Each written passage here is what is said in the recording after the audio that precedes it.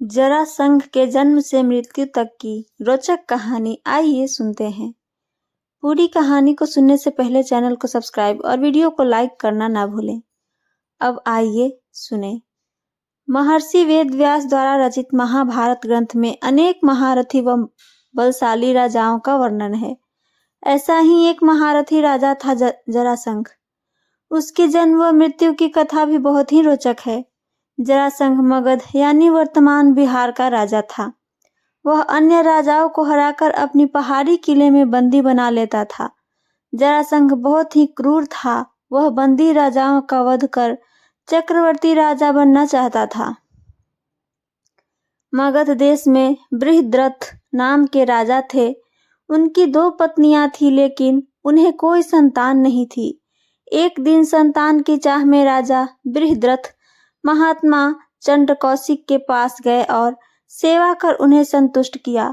प्रसन्न होकर महात्मा चंड कौशिक ने उन्हें एक फल दिया और कहा कि ये फल अपनी पत्नी को खिला देना, इससे तुम्हें संतान की प्राप्ति होगी। राजा बृहद्रथ की 2 पत्नियां थी।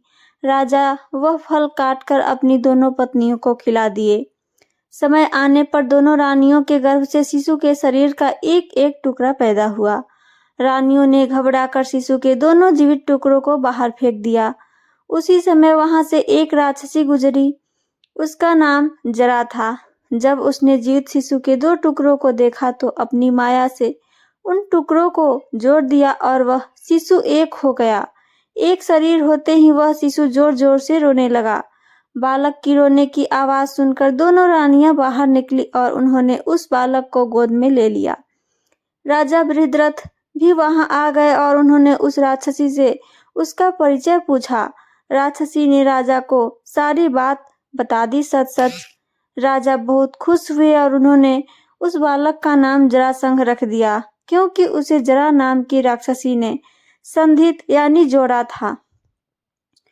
जरासंध मथुरा के राजा कंस का ससुर एवं परम मित्र था। उसकी दोनों पुत्रियों आसित व प्रापित का विवाह कंस से हुआ था। श्री कृष्ण के कंसवध की प्रतिशोध लेने के लिए उसने 17 बार मथुरा पर चढ़ाई की, लेकिन हर बार उसे असफलता ही मिला। जरासंध के भय से अनेक राजा अपने राज्य छोड़कर भाग गए थे। शिशुपाल जरासंध का सेनापति था। जरासंध भगवान शंकर का परम भक्त था। उसने अपने पराक्रम से 86 राजाओं को बंदी बना लिया था। बंदी राजाओं को उसने पहाड़ी किले में कैद कर लिया था। जरासंध 100 को बंदी बनाकर उनकी बलि देना चाहता था, जिससे कि वह चक्रवर्ती सम्राट बन सके। जरासंध का वध करने के लिए भगवान श्री कृष्ण ने योजना बनाई। योजना के अनुसार श्री कृष्ण, भीम व अर्जुन ब्राह्मण का वेश बनाकर जरासंध के पास गए और उसे कुश्ती के लिए ललकारा।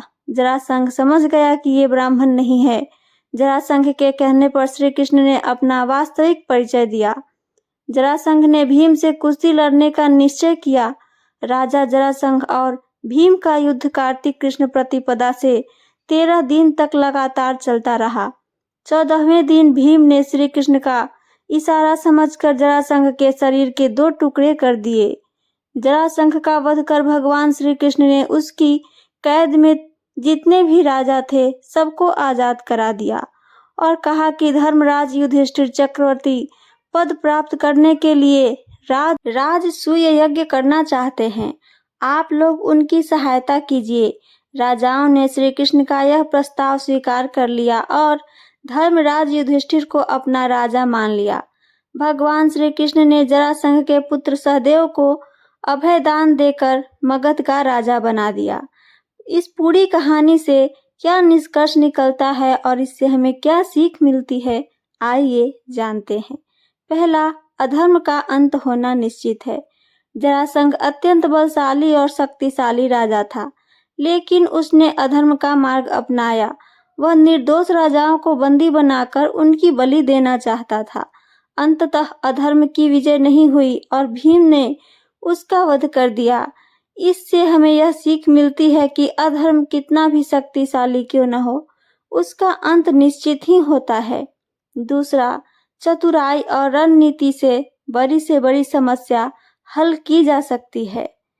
जरासंध को पराजित करना आसान नहीं था, क्योंकि वह साधारण युद्ध में अजेय था।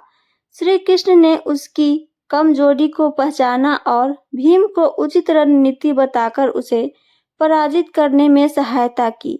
इससे यह शिक्षा मिलती है कि केवल बल ही नहीं, बल्कि बुद्धिमानी और सही रणनीति भी सफलता दिलाती है। तीसरा, धर्म और न्याय के लिए किए गए कार्य हमेशा फलीभूत होता है।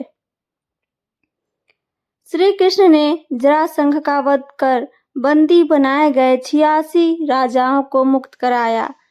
यह दर्शाता है कि धर्म के मार्ग पर चलने वाले न केवल स्वयं का उद्धार करते हैं, बल्कि दूसरों के लिए भी कल्याणकारी बनते हैं। चौथा, भक्ति का उपयोग धर्म के रक्षा के लिए हमेशा करें।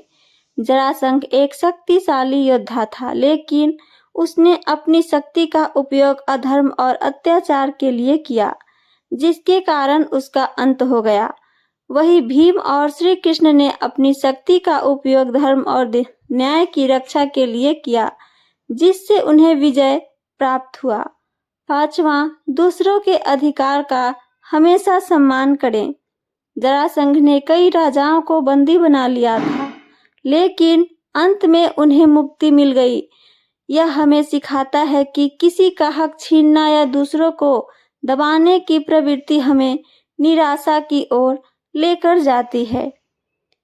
इसका मुख्य संदेश आइए सुनते हैं। शक्ति और बुद्धिमानी का सही उपयोग सच्चे राजा और योद्धा की पहचान है। अधर्म, अहंकार और अत्याचार चाहे कितना भी बड़ा क्यों न हो, उनका अंत निश्चित है। धर्म की राह पर चलने वाला व्यक्ति अंततः विजय को प्राप्त करता है। तो ये थी मेरी आज की कहानी और इससे जुड़ी जानकारी। मेरी कहानी और जानकारी आप सबको पसंद आती है तो चैनल को सब्सक्राइब और वीडियो को लाइक करना ना भूलें। साथ साथ अपना कमेंट करके हमें ज़रूर बताएं। सुनने के लिए धन्यवाद। जय श्री कृष्ण। राधे राधे।